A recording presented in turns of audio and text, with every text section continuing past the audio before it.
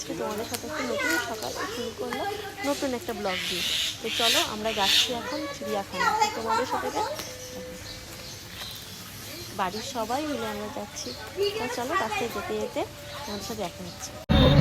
শুধু শুধু গাড়িতে বসে থাকতে কার ভালো লাগে, তাই একটা ভালো গান চালিয়ে নিয়েছি মুড ফ্রেশ করার জন্য।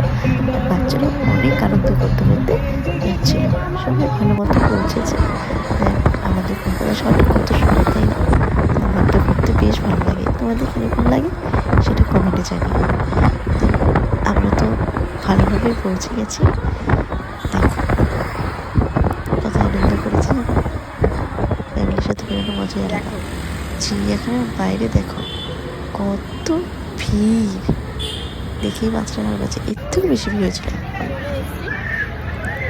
চলো টিকিটটা কেটে ভিতরে ঢুকি, তারপর তোমাদের সবাই দেখে রাখো, তোমাদের বলে রাখছি, এখানে যাদের 5 বছর ওভার হয়ে গেছে বাচ্চারা, তাদের জন্য 50 টাকা করেই লাগছে। দেন 5 বছরের কম যারা আছে তাদের জন্য 20 টাকা করে লাগছে।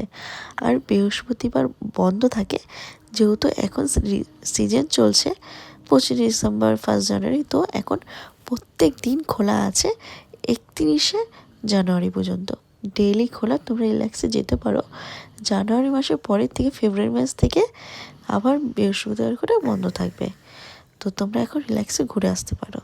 তো চলো আমরা কী কী দেখেছি তোমাদের সাথে শেয়ার করে নিই, তোমরাও এনজয় না আর আমিও নেক্সট একবার ভিডিওতে দেখে নিই। চলো তাহলে দেখতে থাকো।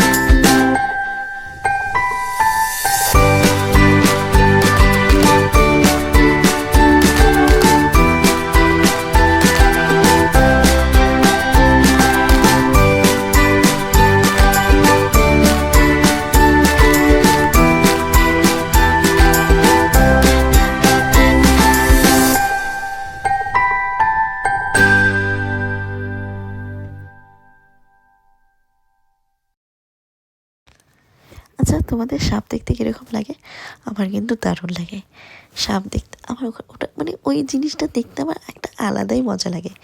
সাপ জিনিসটা সে যে ধরনের সাপ না হোক না কেন। আর একটা কথা তোমাদের বলে রাখি, আমার কিন্তু সাপ ধরতেও খুব ভালো লাগে। আমি খুব ভালোবাসি সাপ ধরতে। তো তোমরা কি কোনোদিনও সাপ ধরেছো কি না সেটা তুমি আমরা কমেন্ট করো। আর আমি চিড়িয়াখানায় গিয়ে বেশিরভাগ আমি বাঘ দেখেছি, প্রচণ্ড সব ধরনের বাঘ আমি দেখে নিয়েছি। মানে খুব ভালো লেগেছে, আজকের দিনটা সেই মজা গেছে। শুধু খেয়েছি, ঘুরেছি, ফিরেছি, কোনো বকা নেই, কিছু নেই, কোনো লিমিটেড কিছু নেই, সবসময় আনলিমিটেড সব কিছু। আর আরেকটা জিনিস যেটা হয়েছে, আজকে গিয়ে রাস্তায় আমরা বাড়ি আসার পথে একটা সত্যিকারের সাপ আমরা রাস্তায় দেখতে পেয়েছি। সেটাও আমি ভিডিও ক্লিক করেছি তোমাদের দেখার সুযোগ করে দেওয়ার জন্য। আমার বাবা আমাকে বলছিল যাস না, হট করে চলে আসবে গায়ের মধ্যে, তবু আমি ভিডিওটা তুলেছি। তোমরা ভিডিওটা শেষে ওটা দেখতে পাবে।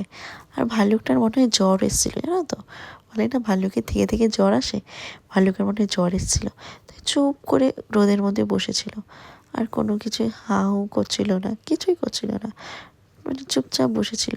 আর এটা কি জানো তো, এটা না এক ধরনের সাপ বলে। তো এই সাপটা নাকি খুব দামি, মানে অনেক লাখ টাকা দাম এই সাপটার। আর এই সাপটা দিয়ে নাকি ওষুধ, মানে ওষুধ তৈরি হয় আর কি। এই দেখো, এই বাঘটা দেখো, কি ভয় লাগছে না দেখতে। এই দেখো সেই সাপটা। তো চলো টাটা, ভাই, ভালো থেকো।